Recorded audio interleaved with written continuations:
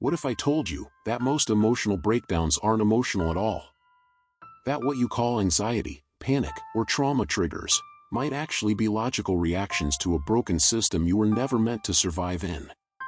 Stay with me, because by the end of this video, I'll show you the one disturbing reason why your most painful emotional flashbacks were never your fault, and why modern society might be gaslighting your sanity on purpose. Most people think emotional flashbacks are just feelings from old trauma coming back, but what if that's not true at all? What if those moments where you shut down, panic, or suddenly feel overwhelmed are actually your brain reacting logically to the crazy demands of modern life? Here's the twist: many emotional flashbacks aren't about emotions, they're your system breaking down from too much pressure, too many roles, and not enough space to breathe. In this video, we're diving into the real reason behind emotional triggers. Some of what you'll hear might sound weird or even hard to believe, but stay with me, because by the end, you'll see how your so-called emotional problems might not be emotional at all, and that truth could change everything. Let's dig in. We're told emotional flashbacks are all about feelings, old wounds, unresolved grief, buried pain. But that's only the surface, that's not the full story.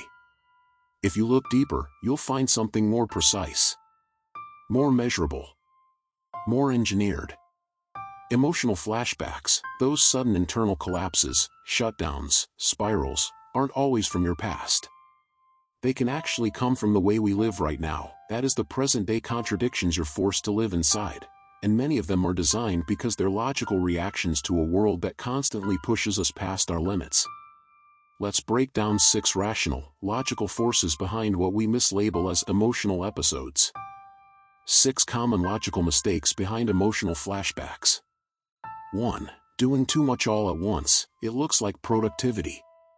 We glorify hustle, worship grind, multitask as a badge of honor. We praise being busy, but our brains have limits. When you take in more than your mind can handle, it shuts down. We don't give ourselves time to process one thing before the next one hits: text messages, calls, social media, meetings. It builds up until you feel overwhelmed or shut down completely. This isn't emotional burnout. It's your brain saying, "I can't take in anything else." The body isn't breaking down. It's throwing a logic error. So before booking an appointment with a therapist, examine yourself and ask, am I emotionally unstable, or just constantly overloaded? 2. Everything is too fast, no time to adjust. In 1 hour, you're expected to shift from comforting a child to attending a work call, to scrolling past tragedy, parenting, consulting, all through the same phone. Humans weren't built for that many identity shifts. One small disruption becomes the final straw. But it's not overreacting, it's your brain screaming for space. The world is running in hypertime. Your body system still needs slower transitions of roles. So before booking an appointment with a therapist, examine yourself and ask, am I overreacting, or just trying to function in a world that never lets me slow down? 3. Performing too many roles, losing who you truly are. Modern life demands representing different personalities. The professional you, the online you, the relaxed you. You're constantly editing, filtering, adjusting to fit in. But over time, that gets confusing. Eventually, you don't know which version is real. That confusion doesn't come from mood swings, it comes from identity fragmentation.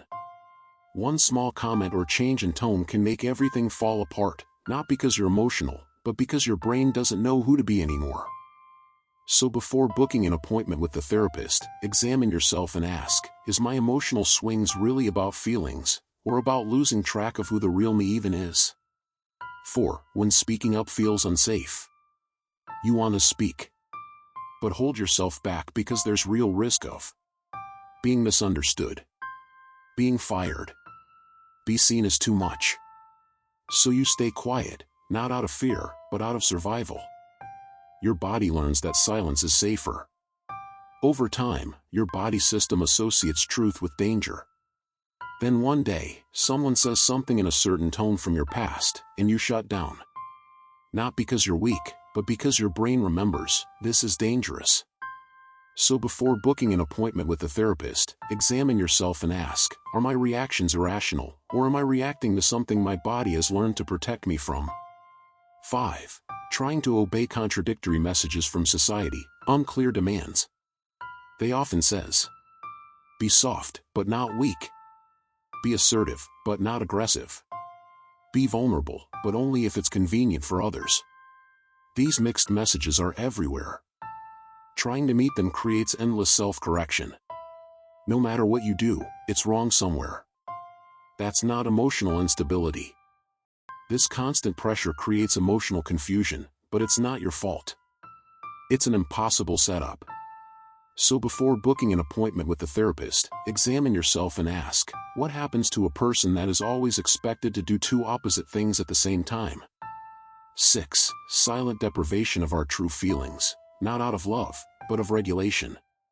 Sometimes it's not about what you felt. It's about what you never got to feel, at the right time, in the right way. We don't just need affection. We need rhythm. Gentle touch. Calming voices. Predictable responses. Emotional safety. These are not emotional luxuries. Without those things, your nervous system doesn't know how to feel safe. Although, their absence doesn't cause sadness.